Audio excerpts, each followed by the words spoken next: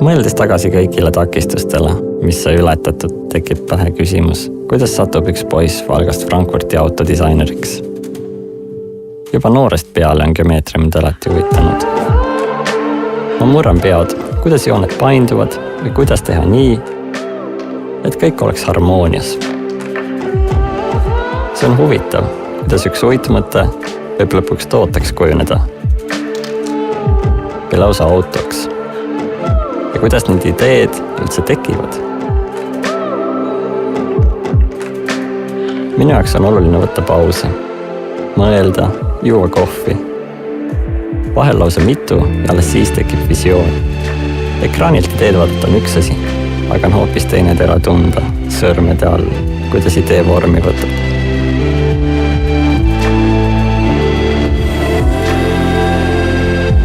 Hea algus järgmiseks aastasajaks.